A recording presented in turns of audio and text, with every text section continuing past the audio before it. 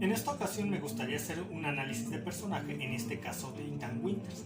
Tomen en cuenta que antes de Resident Evil 7, el primer videojuego donde apareció este personaje, Capcom, en especial la saga Resident Evil, estaba pasando por una crisis de identidad, dado que Resident Evil 4 había establecido las bases para que Resident Evil, a partir de ese momento, del lanzamiento de Resident Evil 4, allá por el 2005, se acercara más a los videojuegos de acción que a los videojuegos de terror, lo cual le dio grandes dividendos económicos a Capcom, de tal manera que Capcom decidió seguir esa fórmula en Resident Evil 5 y en Resident Evil 6, donde en Resident Evil 6 de plano ya se alejaba totalmente de terror y acariciaba la acción a la acción pura y dura.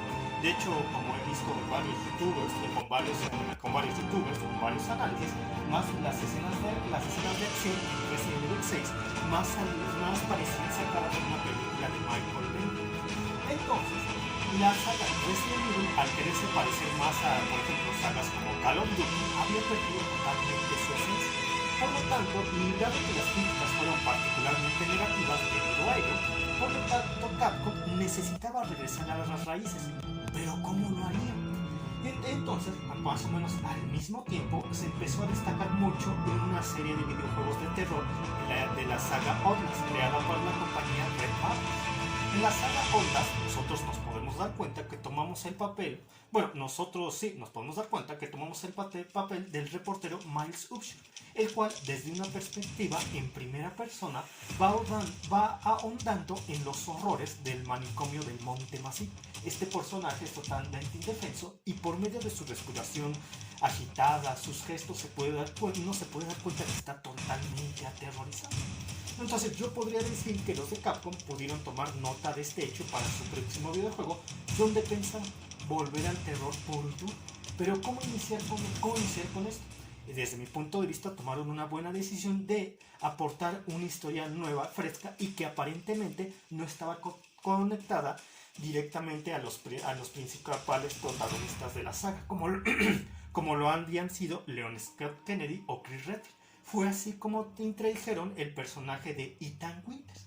Y bueno, ¿quién era este muchacho? Ethan Winters. La historia que le dieron de background, que le dieron de fondo, es que era un programador que había ido en busca de su esposa desaparecida hace 3 años, que de hecho se les creía muerta.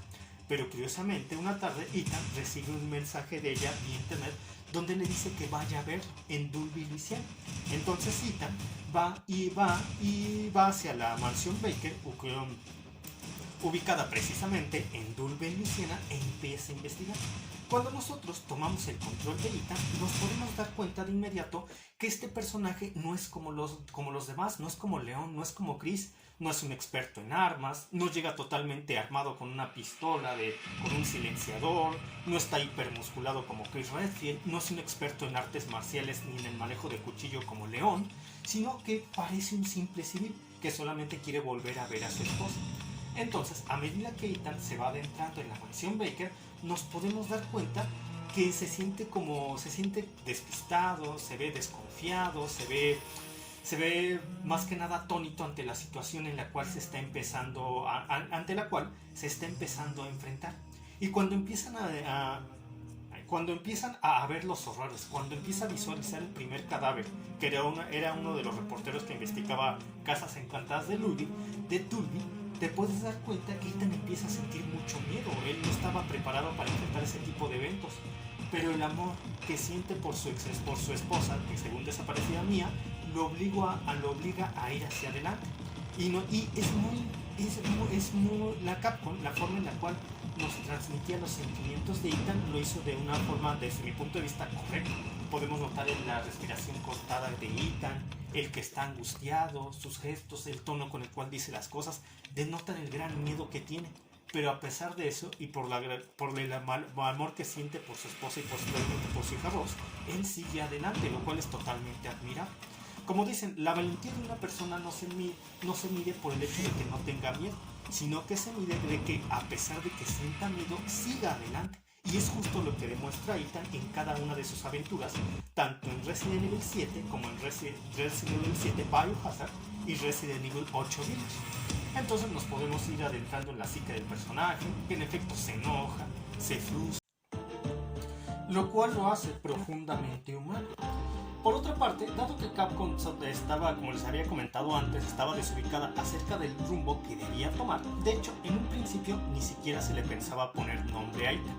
Pero fue gracias a que la historia iba avanzando en Resident Evil 7 Biohazard que los programadores decidieron ponerle nombre a Ethan y una historia de fondo, como les acabo de mencionar, programador que busca a su esposa.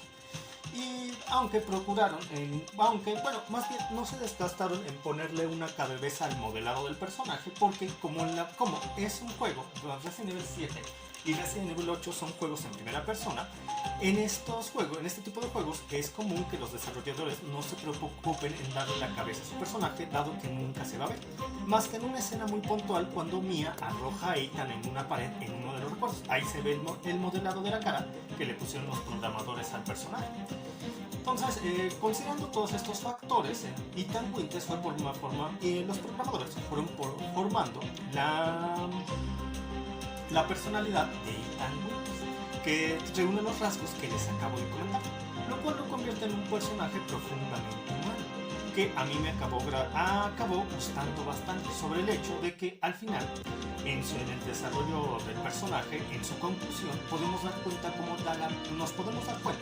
cómo da la vida por su familia, lo cual me parece enternecedor y nos saca de aquellos personajes superpoderosos que triunfan y logran sobrevivir ante cualquier circunstancia, siendo que ya estamos muy acostumbrados a ese tipo de personajes y no es común que nuestro protagonista dé la vida al final del juego, pero y menos que dé la vida por amor hacia su esposa o hacia su hija.